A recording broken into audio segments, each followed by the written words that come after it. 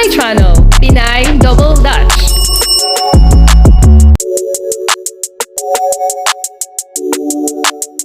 Hello guys! Magandang araw po sa inyong lahat. Ginagamit ko na ngayon yung gimbal. Binuksan ko na siya kagabi. Ang ganda! Maganda yung effect niya.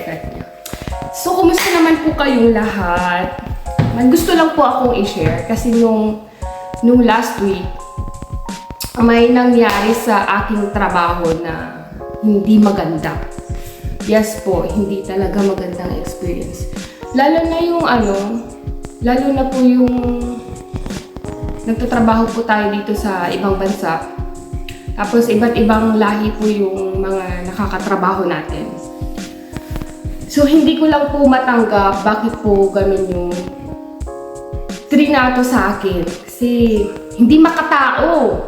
Kasi ganito yun.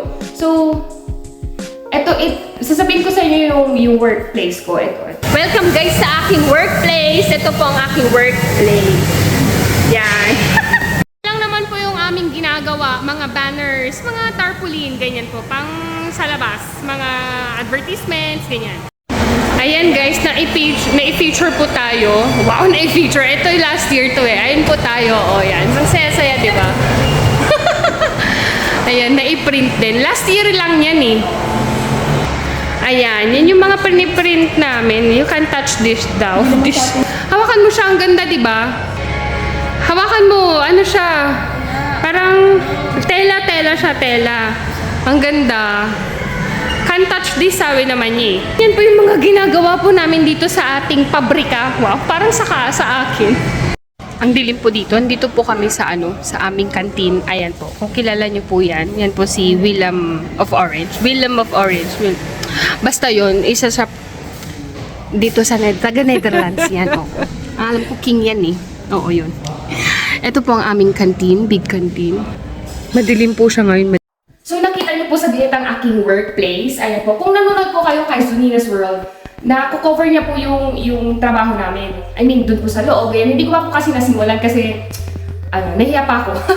Pero baka po mamaya try ko po ulit. Pero yun, pinakita ko po saglit sa inyo yung workplace ko. Sa department po namin, gumagawa po kami ng mga banners, mga tarpaulin, yung mga nilalagay po sa labas. UV department po kasi, ultraviolet. Ibig po sabihin, yung lahat po ng production na ginagawa po namin ay panglabas. Mga advertisements sa mga commercial, ganyan po. Yung mga malalaking billboard, ganun po. Yun po ang ginagawa namin sa aming department. So, ano po ba talaga yung trabaho ko doon? Noong una po, syempre, nag-start po tayo sa regular. Yung tagalagay ng ring, taga-weld, ganyan. Hanggang sa tinuruan nila akong maging operator ng mga machine kung kaya ko. Tayo po, pakitang gilas, lahat kakayanin, di ba? Kasi patalino tayo eh. Kasi mga tao dito, mostly, tamad. Wala silang pakialam. Eh, syempre tayo, sa bagong salta dito, syempre kailangan makisama, kailangan mo kumita ng pera, di ba? So, gagawin mo lahat para ma-upgrade ka.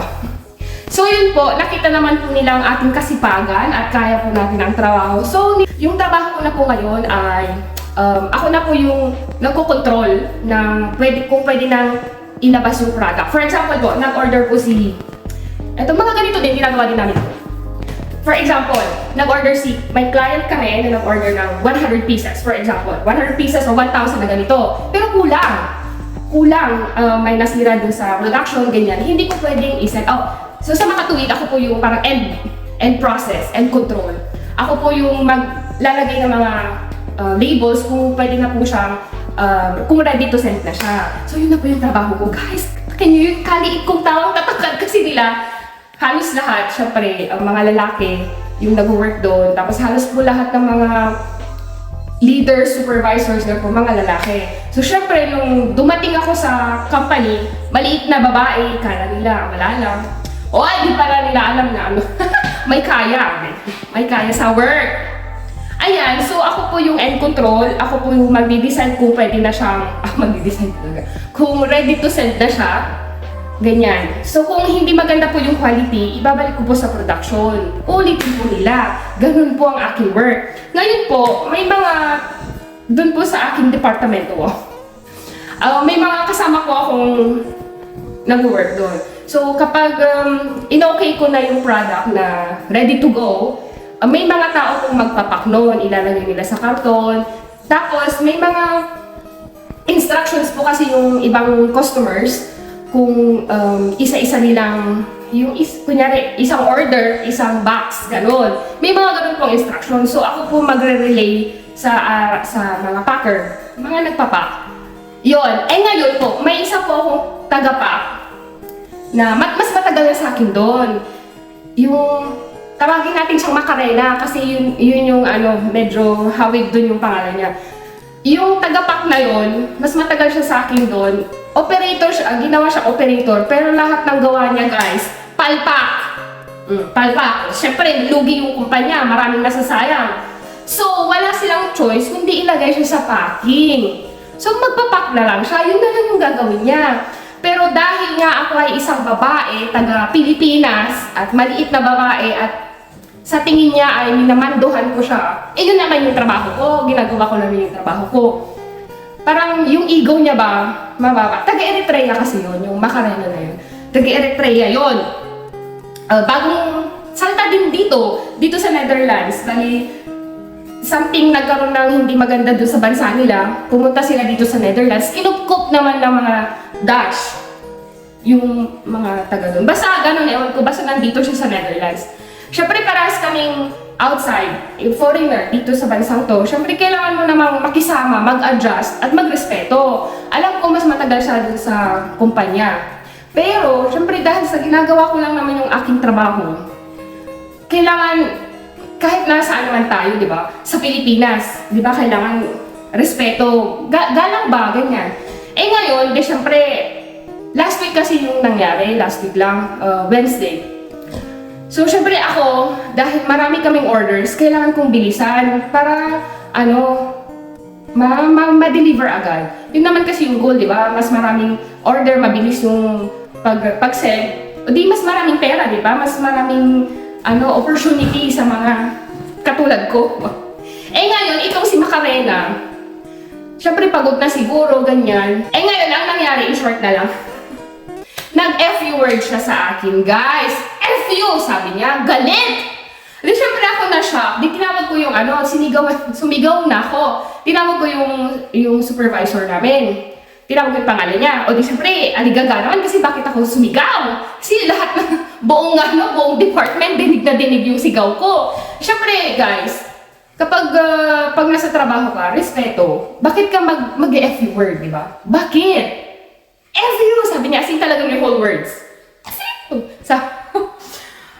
Tinawag ko yung supervisor ko, di nandun siya. Sabi ko, nag-FU siya sa akin, wala naman akong ginagawang masama, ginagawa ko lang naman yung trabaho ko. Sabi ko, syempre, hindi akalain nung Eritrea na yun, yung Macarena na yun, na magsusumbong ako, akala niya, kayang-kaya niya ako, guys!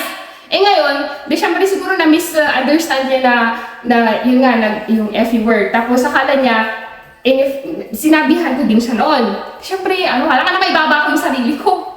Akala niya, sinabihan ko din siya ng gano'n. So, mas lalo siyang nagalit, inulit niya yung word, tapos nagdura siya, guys. Nagdura siya, guys! Dinuraan niya ako! Hawak-hawak ko pa yung tarpaulin nun, Hawak-hawak ko yung tarpaulin. Di syempre ako na-shock.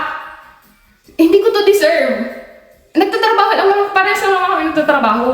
Hanggang ngayon parang nanginginig ako. Pag naaalala ko talaga.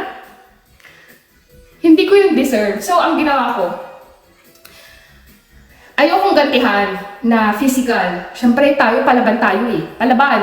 Siyempre, kailangan mo gumanti, di ba? So, ang ginawa ko na lang dahil galit siya. Siyempre, pag sinabayan ko yung galit niya, mas lalo. Pero ako kasi, guys, kapag ako ay galit at hindi ko mailabas yung galit ko, iiyak na lang ako. As in, ilalabas ko sa iyak. So, ang ginawa ko, dahil ayokong baka saktan niya ako physically or so. Kasi nga, dinuraan niya na ako, nag-FU siya, tapos dinuraan niya ako. Di syempre, tapos pag sinabayan ko yun, baka mas lalong physical, baka din ako physical abuse, di ba? So, ang ginawa ko, tumakbo ako doon sa place ko, kasi may sarili akong place, may computer ako doon, ganyan. Tumakbo ako, tapos hindi ko na napigilan, napaiyak na lang ako, guys, as in hagul-gol yung ginawa ko. Di syempre, may mga nakakita naman. Tapos syempre, oh, tama na, ganyan.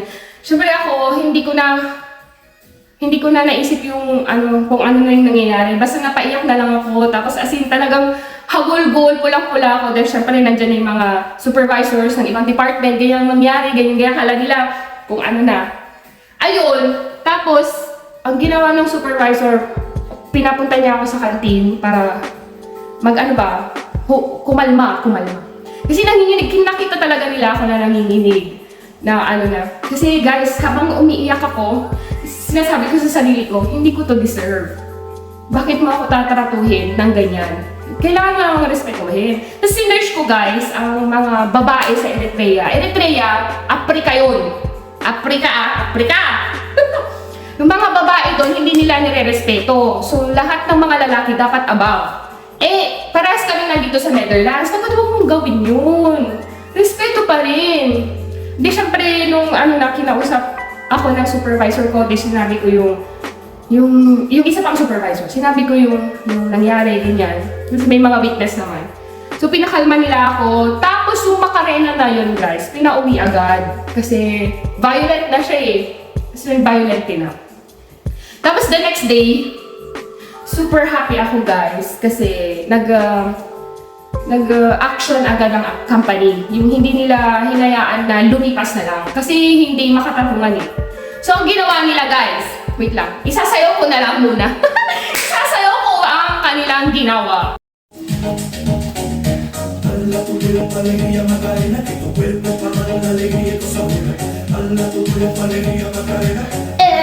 Macarena out! Ayun nga guys, siya ay pinaalis agad. Pinaalis and then the next day hanggang ngayon, suspended siya. Kasi guys, dito sa Netherlands, kailangan, lahat naman kahit saang lugar ka, kailangan mo nang irespeto, lalo na nasa workplace tayo, di ba? Pag nagtatrabaho ka, kailangan respeto. Kahit na ano man yung pagod ka or something, sabihin mo ng normal. Pag normal kang tao, di ba? Siguro, din siya kasi sa boses ko, yung parang sumisigaw, ganyan. Pero normal lang naman yun. Alam naman nila yun. Tsaka matagal ko na yung kasama. Na lang siguro, nainggit. Ayun guys, hindi ko alam kung bakit niya ako ginano. So, ang ginawa ng company, sinuspende siya hanggang ngayon. So, inaantabayanan ko nga kung aalisin na siya eh. Tapos dito sa Netherlands, pwede mo siyang i-report sa police. So, ganun yung ginawa ko. Kasi inassure sa akin ng kumpanya na safe ako doon sa workplace. Na hindi na kami kung sakali, kung sa investigation, kung sakali mang babalik siya. Sabi ko, kung pababalikin niyo siya, ayoko po siyang makatrabaho na kasi meron na po nagkaroon kami ng hindi magandang enkwentro. So, ayoko pong maulit yun. Kaya, nakiusap ako na ayoko na siyang maka-work. Tapos sabi nila hindi na daw mangyayari yun. Kasi sabi ko, kung magkaka-work pa rin, alis na lang ako. Ako na lang yung maalis. Kasi para sa safety ko, sabi ko. So ang sabi na nila, safe daw ako doon. Yung request ko daw na hindi na kami magkakasama sa work, hindi na daw mangyayari. Hindi ko na daw siya makikita sa department. So yun, masaya naman ako. Pero sinabi ko na safe ako dito sa work, oo. Pero outside, paano kung tinambangan niya ako? Guys, taga-pre kayo. Di mo naman alam kung ano yung nasa utak nun, di ba? Di normal eh. Di, ang ginawa ko, para sa safety ko na rin, kung ano man ang mangyari sa akin. Kasi nga, nagbabike ako. Alam niya yun, na nagbabike ako, pero hindi niya alam kung saan ako nakatira. Pero, syempre dun sa exit ng kumpanya, di ba? Pagkatapos ng magtrabaho, alam niya, paano kung tinambangan niya ako sa labas, di ba? Kung sakali man, sana naman wala. Pero for my safety, nireport ko din yun sa police.